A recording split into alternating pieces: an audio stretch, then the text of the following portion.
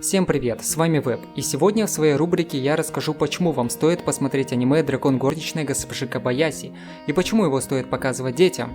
Да, детям. Я действительно так считаю. Ну а также я выскажу свое мнение об аниме. Погнали! Вообще, это уже какое подряд аниме студии Kyoto Animation, в котором история кроется не в глобальных конфликтах, а в самых бытовых вещах в жанре повседневности. Однако, в отличие от прошлых проектов студии, могу отметить, что в этот раз авторы попытались войти в глубину, рассуждая о человеческом обществе и о вопросах семьи. Сама же история о драконе, что попадает в наш мир, где его встречает программистка с похмельем после 100-й кружки спиртного. Помню, говорил, что аниме подойдет детям. Да, я все еще так считаю. Дракон перевоплощается в человеческую плоть и утверждает нашей Кобаяси, так ее зовут, что та согласилась приютить ее к себе работать горничной. Малость того, что Кобаяси знатно офигела от вида дракона, так еще сильнее прифигела, вспомнив, что после Бухича на кой-то ляд забралась на гору и начала болтать с драконом. Тору, так назвал себя дракон, готова отдаться бесплатно. Однако Кобаяси отказывает, оправдываясь, что найм горничной не входил в ее планы. На что Тору пускает слезинку и разочарованно уходит. А в это время до Кобаяси доходит, что это никакой не сон во сне, а значит, на работу опаздывать запрещено. Поэтому почему бы и не воспользоваться услугами летающего дракона? Собственно, с этого все и начинается. В дальнейшем Кобаяси приютит и второго дракона, малыша, которого будет воспитывать. За все 2 сезона аниме повествует о том, как Кобаяси уживается с драконами, а также о приспособлении драконов в человеческом обществе. Вообще в мультсериале этому уделено значительное внимание. Во многом это и ответ на вопрос, почему я рекомендую это аниме детям. Несмотря на то, что в аниме действительно есть пошлые моменты, аниме пытается посмотреть на общество в ретроспективе, со стороны, как оно функционирует, какие у него правила и недостатки, через призму восприятия драконов, что впервые попадает в эту среду. И я думаю, что дети — это по сути те же драконы, что впервые познают человеческое общество.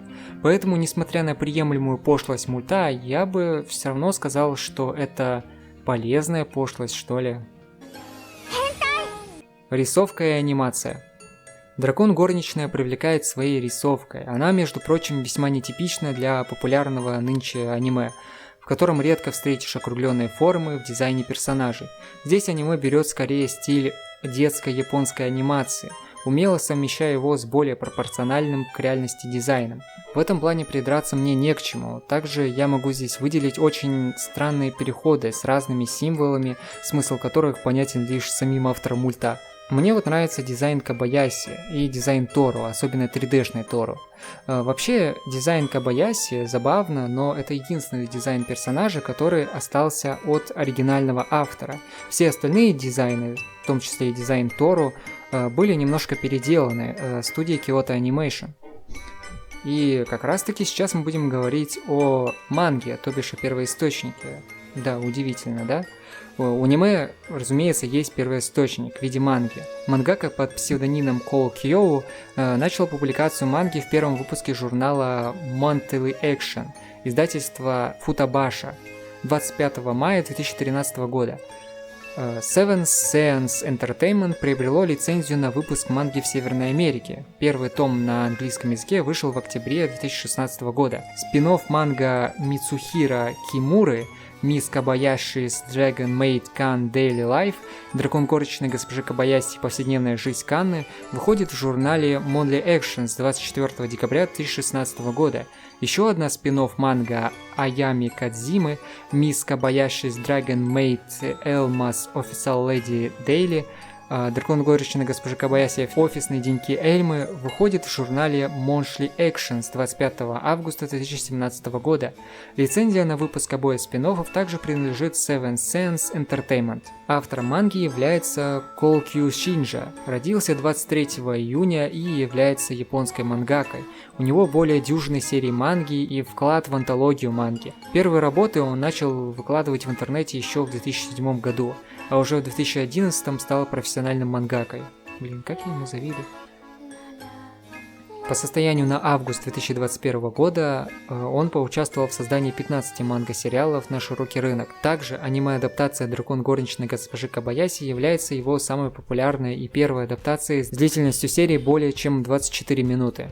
Аниме в целом неплохое, оно очень классное, то есть в нем нет какого-то глобального сюжета, как и, наверное, в большинстве анимационных тайтлов Kyoto Animation, но прелесть не в этом, прелесть в том, что под это аниме неплохо медитировать, особенно обратите на аудиоряд этого произведения, потому что оно довольно очень классное, и на спецэффекты. Рассуждения о драконах, могут ли драконы, ну или властвующие какие-то силы захватить наш мир, и все это как-то совмещено с бытовухой и такими приземленными вещами. Не думайте то, что аниме будет рассуждать на тему какого-то там Евангелиона.